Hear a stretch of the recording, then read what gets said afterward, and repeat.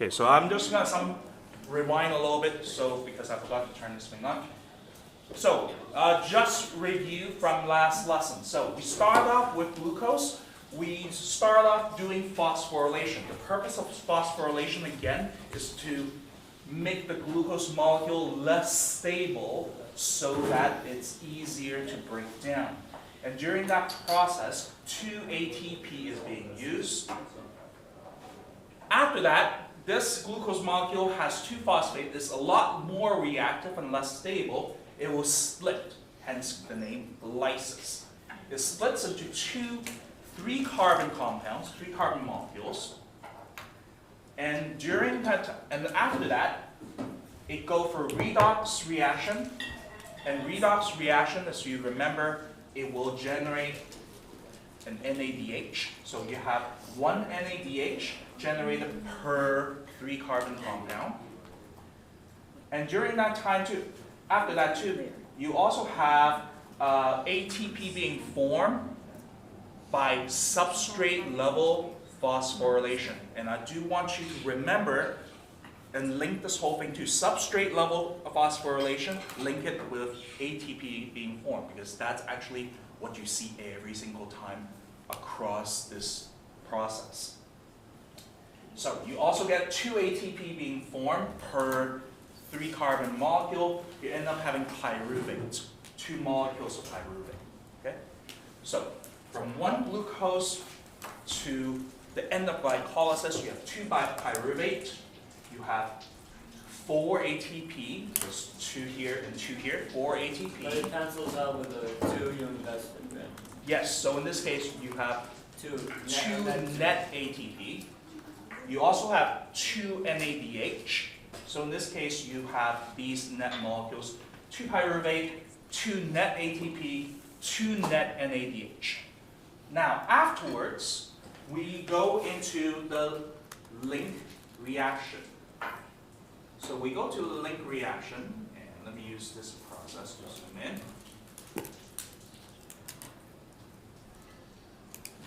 We go to the link reaction, and the link reaction, a pyruvate is moved into the mitochondria. Okay? I think I made a mistake last lesson. I said this goes to the mitochondria. No, so pyruvate go to mitochondria, and the link reaction happens there. How's it transported? Right now, magic. It's actually probably through some kind of channel, whether you don't need to know. Okay? Right now, magic. No. That probably a grad student's research project. Oh. Once upon a time. So in this case, pyruvate goes into mitochondria and goes through this link reaction. And during this link reaction, you have decarboxylation. So you lose the CO2. So it goes from 3-carbon to 2-carbon now. You lose the CO2 and you go for redox. So in this case, you also gained a NADH. At this point, I do want you to kind of think of decarboxylation and redox reaction happens together, and when that happens, you lose a CO2, you gain an NADH. You have something called coenzyme A joining in, hence you end up having coenzyme acetyl-CoA, which is a 2-carbon compound. So that's the end of link reaction. So from every 1 glucose, you have 2 NADH from the link reaction and 2 molecules of CO2. Good. Now, last but not least, we go to the Krebs cycle. And we call this the Krebs cycle simply because the reactant, the stuff you start with the Krebs cycle, later on forms a whole bunch of products, which later on comes back to being a reactant. So it's like a conveyor belt. It's a cyclical process.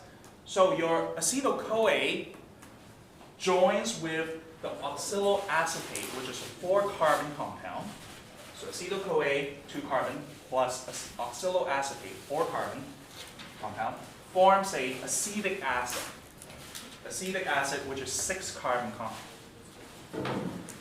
Now, Are acetic acid and citric acid the same thing? sorry, did I say acetic acid? Yeah. Sorry, citric acid. Okay. You're right. Okay. I was thinking acetyl-CoA. So, citric acid, so in this case, citric acid 6 carbon. Now, during this time, through a number of reactions, you have decarboxylation and redox. So, you lose 1 carbon dioxide, you gain an NADH. You have a 5 carbon compound which will remain nameless, and this 5 carbon compound will go through more reactions that will cause a decarboxylation. You lose another CO2, and you do another redox, you get an NADH. And then this 4 carbon compound, keep in mind your oxaloacetate is also a 4 carbon compound too, so you're not going to do any more decarboxylation. So you just do 1 round of substrate level phosphorylation, you gain 1 ATP, you do 2 more times of redox, so you have NADH and FADH2, and go back to oxaloacetate for another one. Are we good so far? Yeah. So at this end of the whole stage, I think, where are we? So from glycolysis, let's write this down too. So from glycolysis, we have 2 net ATP. We have, okay, from one glucose,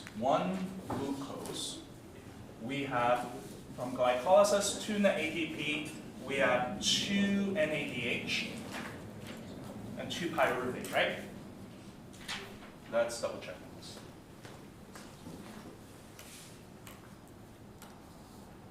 Yep, I'm good on that part. And on the link reaction,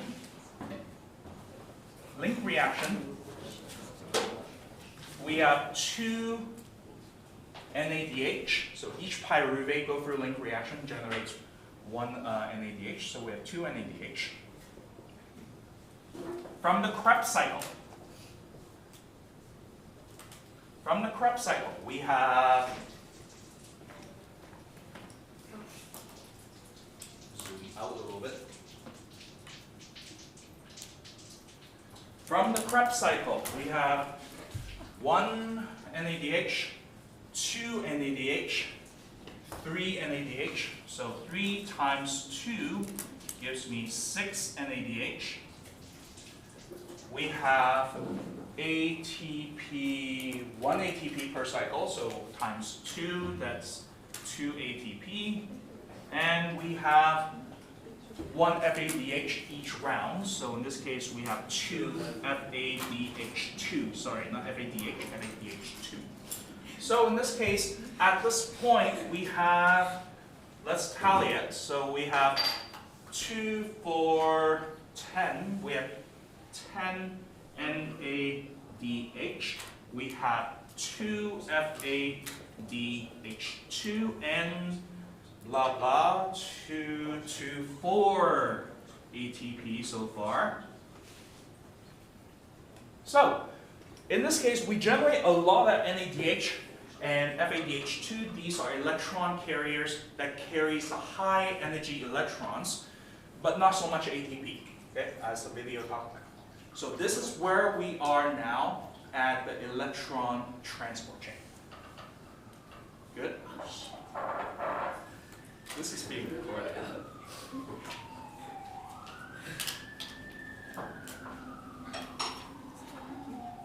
So we're now, so before we get to here at the electron transport chain, do you have more pages than this? I thought my handout has more pages after that, right? Yeah. Why is it? It's at the end. That's it at the end? Yeah. I thought there's like, oh, There's a bunch of like pictures. in between, Like- like that. Oh, here. Oh, right. Oh, somehow I missed a few things. Oh, okay, I jumped right through. So let's look at this part here.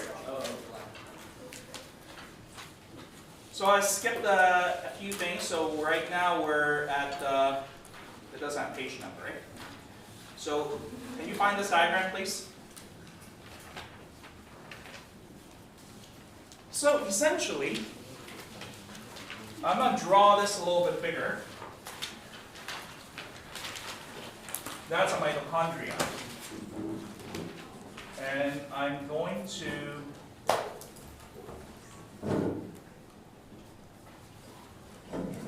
leave significant amount of space on the side here. Okay. Look like a badly drawn pumpkin. Can you guys see over that side? Yep, you can. So, yeah, it's supposed to be like this, but I want it bigger. So essentially, all the Krebs cycle, so mitochondria has two membranes, as you kind of notice. You have the outer membrane,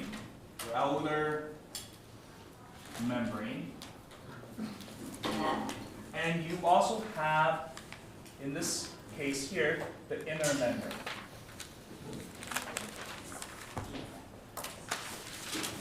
Okay? Inside the mitochondria, this part that's inside the mitochondria with all these loops and folds and stuff like that, this is actually what we call the matrices. Okay? That's the matrix. I know. And in this part area, that's the, what is it?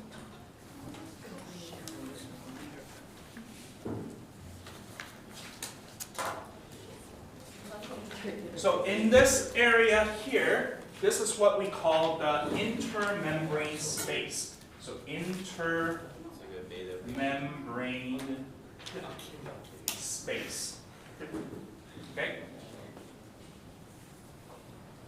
Now before we start telling the story, so in some ways, biology is very much like a storytelling thing. It's very much a story. Essentially, it is a story of life, and just like telling good stories, no, I'm not joking.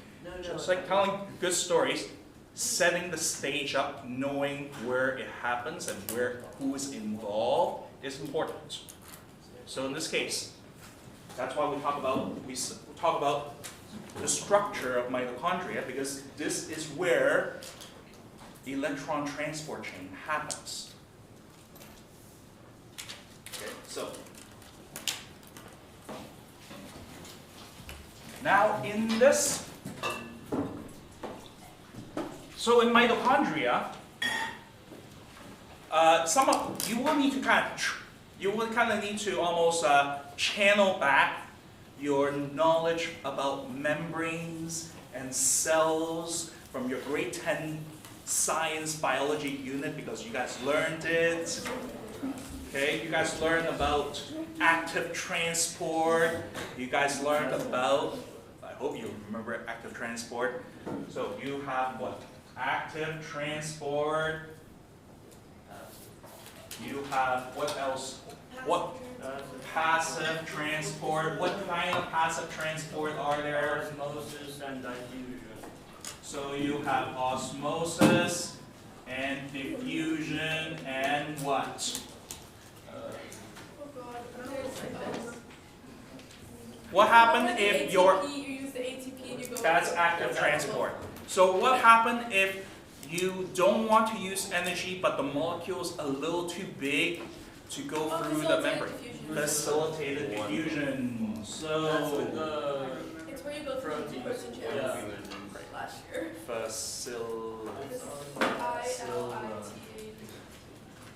Something spells. There's a TA. Thank you.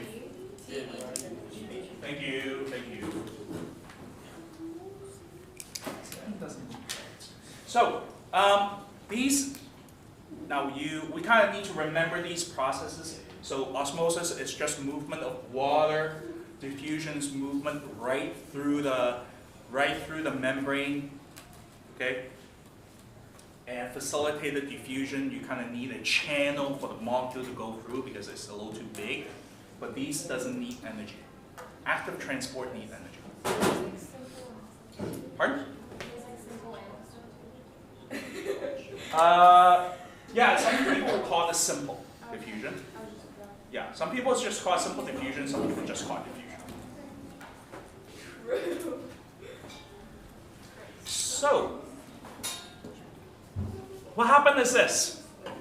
Back to the mitochondria. So all the story that we've been talking about Krebs cycle, and the link reaction, all these stuff happens in the matrix of the mitochondria. So it happens inside in the middle part of the mitochondria. It's inside the inner membrane. Not inside the inner membrane, but surrounded by the inner membrane. Now, if you recall, we have loads of NADH and FADH2. So you have a lot of these NADH. Let's use a different color. Blah, blah.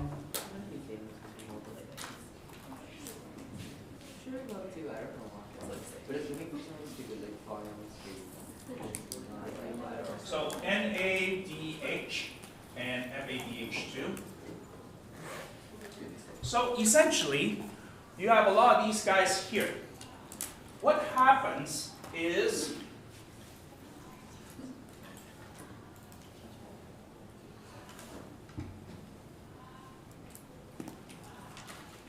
now, what happens here, as you see in this diagram, this is the inner membrane. This is on the inner membrane. So on these inner membranes, you have a series of these protein complexes, and in this case, it will go through redox reaction. The RA, if you look here, you just look up here, look at the diagram. So these NADH and FADH will go to these protein transport complex and pass on and get redox. NADH will lose the electron as well as the hydrogen, so it becomes NADH plus. The FADH2 does the same thing. So these protein complex electron carriers will pump a whole bunch of these hydrogen ions over here. Okay. This is in the intermembrane space. So, yep. So essentially, coming back to this diagram. Wait, what? Can you say that again? Yeah, I'm just going to draw here.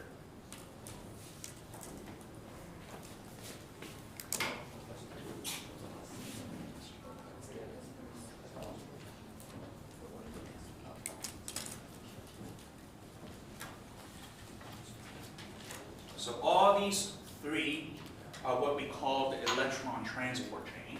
So these are the protein complexes. Here's the pen.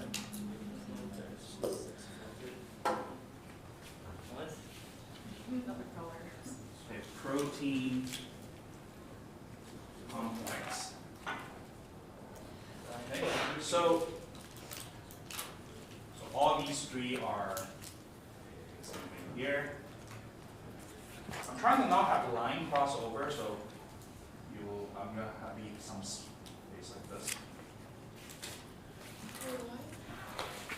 So these are protein complexes. This is on the inner membrane.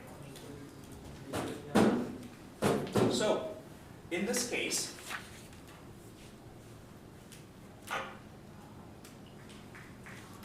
NADH and FADH go for redox. Pass on these high energy electrons to this chain here. Okay? So use a different color. You said I'm running out of colors. Jordy? So pass on these electrons here, and during that time, I don't even know what color I'm missing.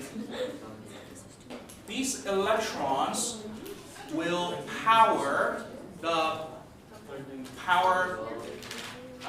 so these electrons are going to pass between these complexes, so that's why it's electron transport chain. One passes these electrons after the other, and during that time, a lot of protons, hydrogen ions, will get pumped through. So these electrons,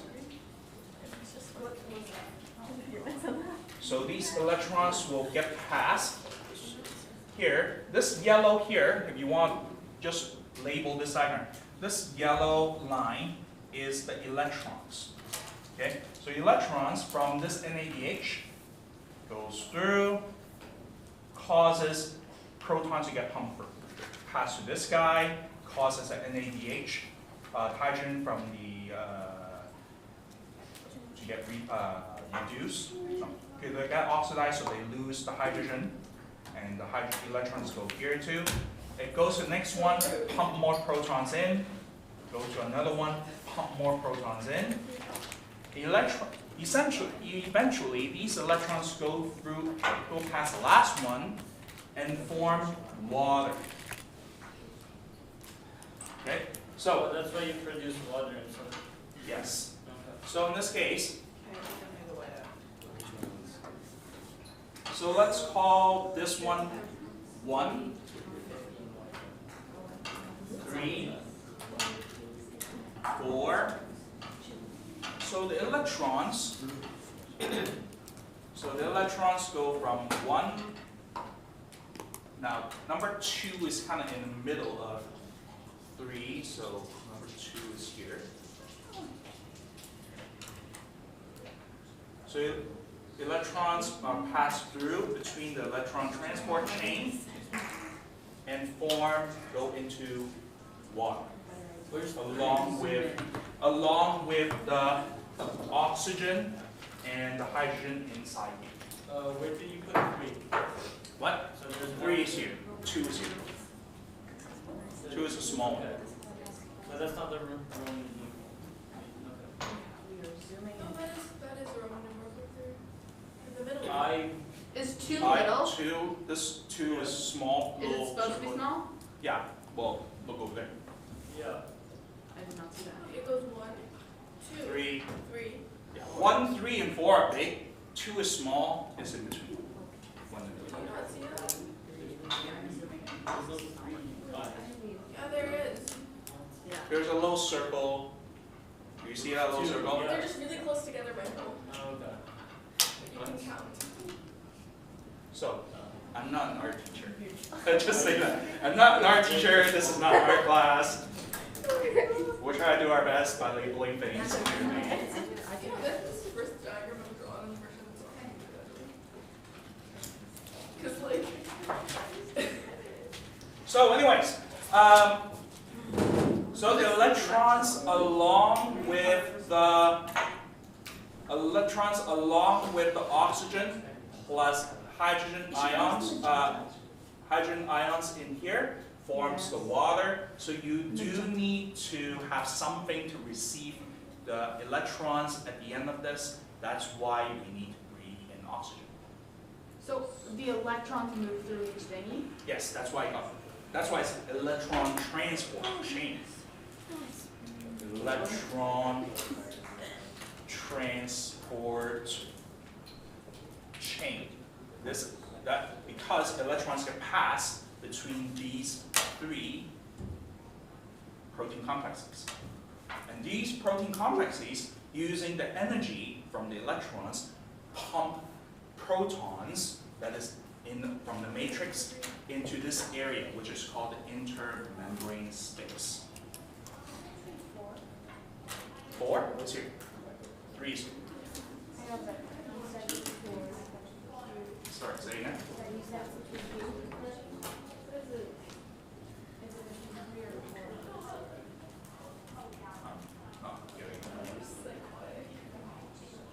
Did I miss something? No. It just, there are 4. Are there 4 versus multiple? Yeah, 4. Did you forget you ball? Oh, maybe it's the thing as I saw 3 big ones.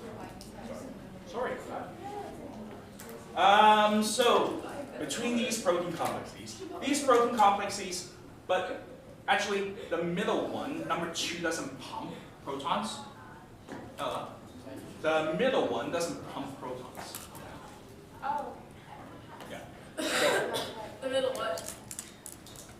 one doesn't pump protons. Protons get pumped 1, 3, and 4.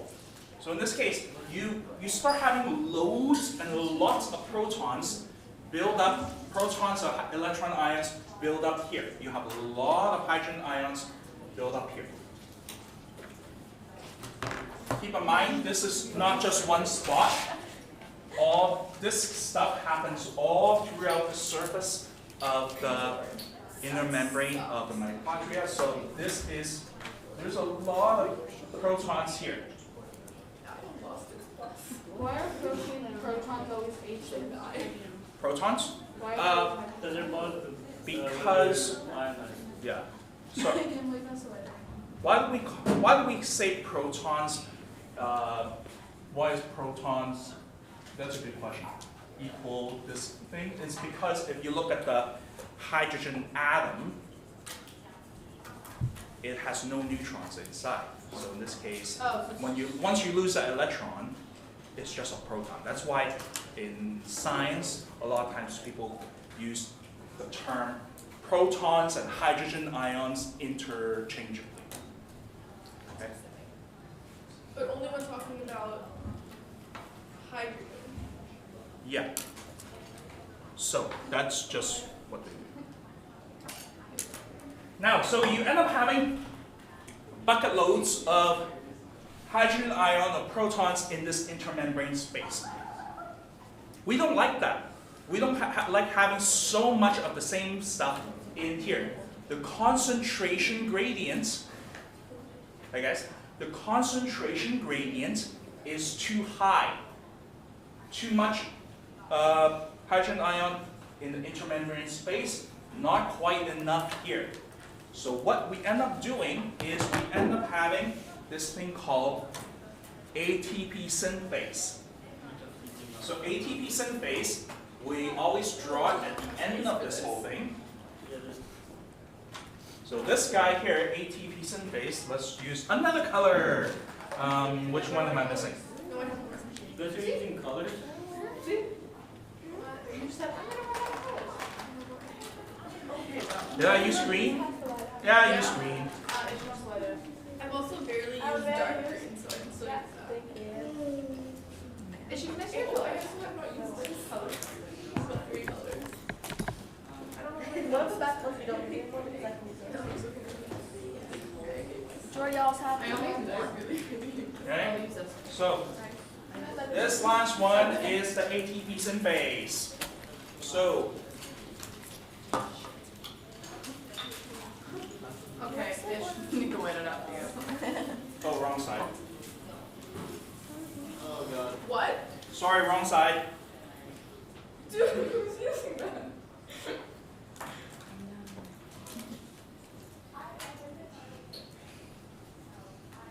So annoying. I wish I had this extension. Oh my god. So ATP synthase. So this ATP synthase, essentially, it is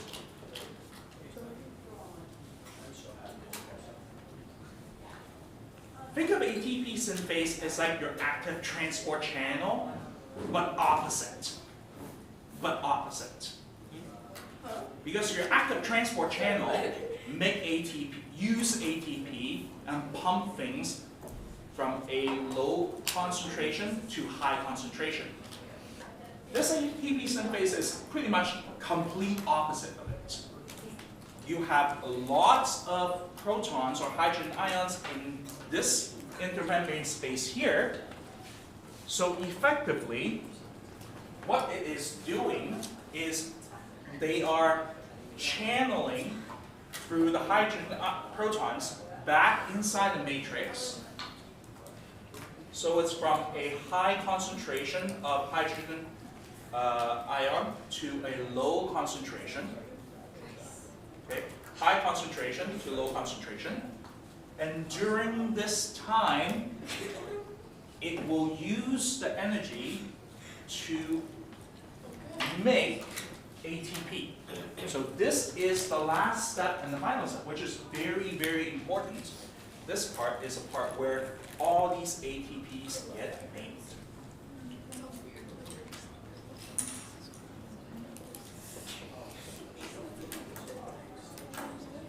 Okay?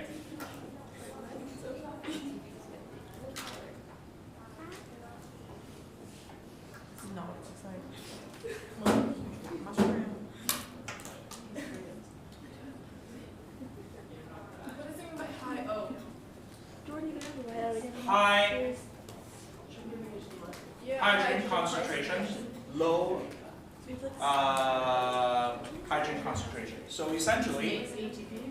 what? And this makes ATP? Yes. Inside the matrix. Oh, the matrix is all the way over there. How does that make Matrix is in ATP? here. Huh? How does that make ATP?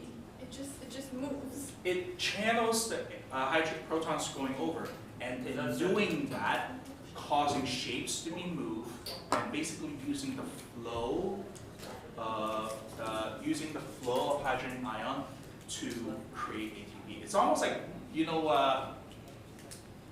the water wheels. Yeah. Yeah, water wheels. Not as water's moving through, it pushes the wheels, and you generally use the wheels to do things. Think of it, it's almost like a water wheel. There's a lot of high energy. There's a lot of hydrogen ion here. It wants to get back in here, so it lets it go through, and while it's going through, it makes ATP. This process is called chemiosmosis. Make sure you know this. So ATP synthesis is chemiosmosis? No, The so whole thing? the process that happens at the ATP synthase. So the process that happens at ATP synthase, where hydrogen goes from the intermembrane space back into the matrix through the ATP synthase, and the ATP synthase using this energy to make ATP. This process is called chemiosmosis. So it's like osmosis, flowing of water, but chemio, so basically a chemical that's being flowed through.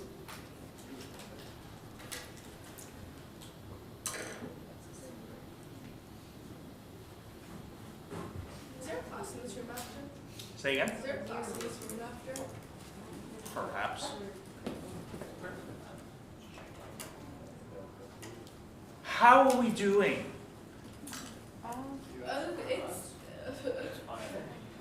It's We're good. like We're at the end of this journey. It's one of those lessons.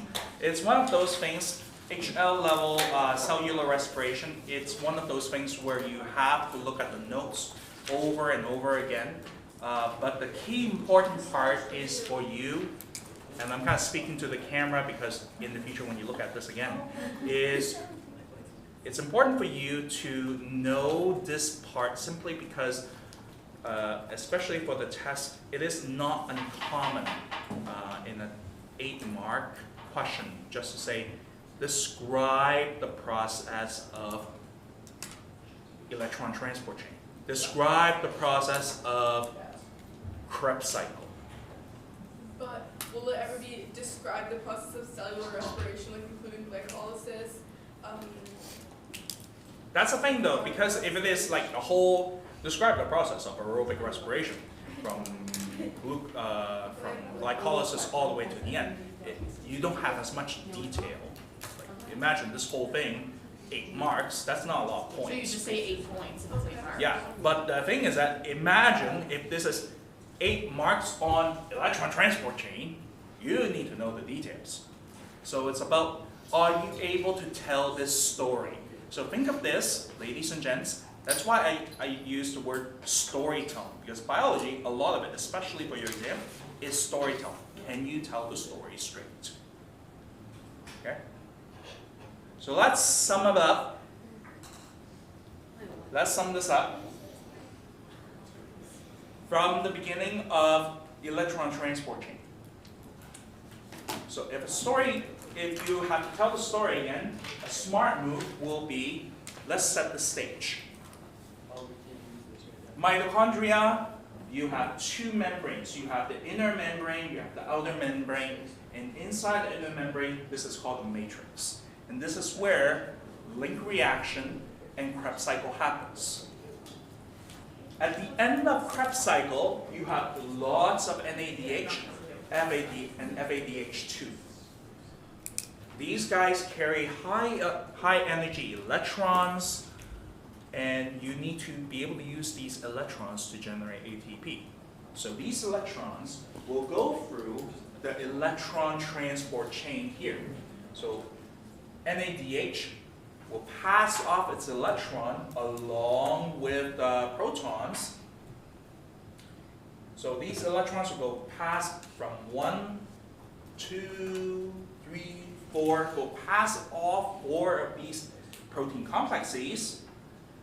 These electron energy within these electrons will pump the protons from the matrix to the intermembrane space. Hence, you build up a large concentration of protons or hydrogen ions in this intermembrane state. This electron, after it goes to 4, eventually joins with an oxygen molecule and 2 other protons to form water. That's where the journey ends for the electrons. Now this high concentration of hydrogen ion in the intermembrane space, that's not good. You have high concentration of hydrogen ion here. You have low concentration of hydrogen ion here. So what happens is, at the end of the electron transport chain, you have ATP synthase. ATP synthase is very much like the opposite of an active transport pump. So it allows the hydrogen ions from the intermembrane space back into the matrices. So from high concentration to low concentration. And the ATP synthase will use the flow of these hydrogen ions to generate ATP. This process is called chemiosmosis.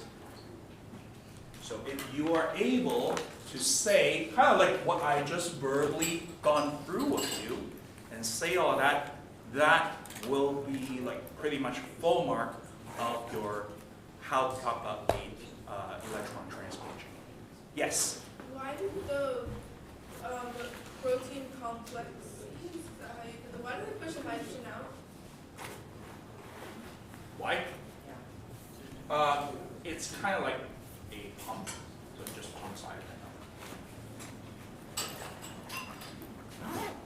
out. Okay? Now, why are you guys packing up? Class doesn't end in like 15 minutes. I'm not done yet.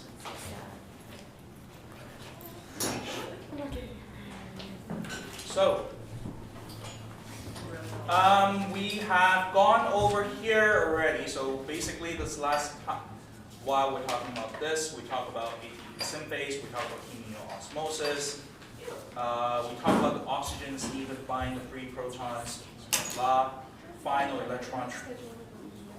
Make sure you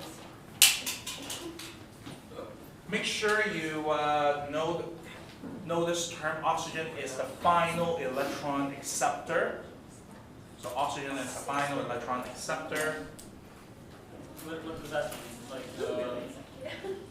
Remember earlier I said the oxygen along with the electrons with the oxygen as well as the high protons forms water, and that's where the journey of the electrons end. Oxygen is the last guy.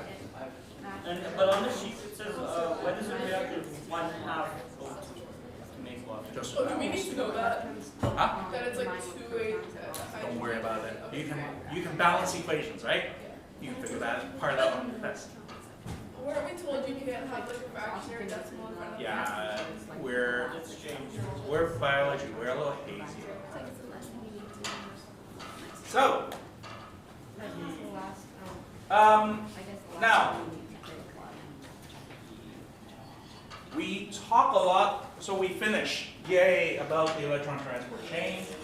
Mitochondria. I think we covered most of it, but let me double check and scan.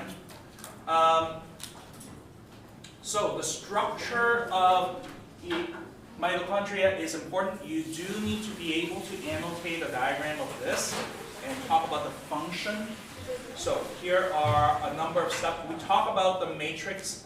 We talk about the inner and outer membrane. We talk about this part here. This term, cristae. Cristae, the folds of the mitochondria, there's a name to it. It is just to increase the surface area. So keep in mind the name of these folds are called cristae.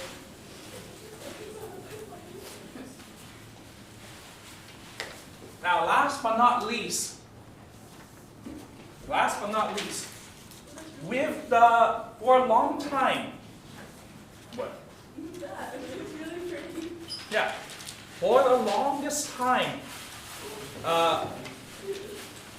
biologists thought that these cristae are static structures, like folds.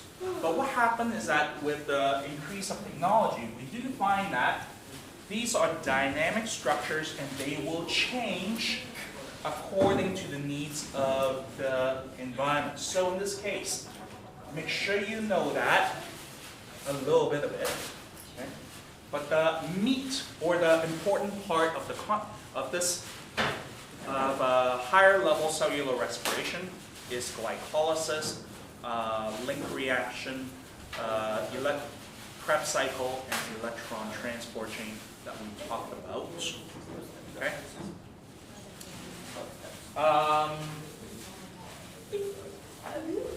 So make sure you do these questions, and that's about it. Are there any questions?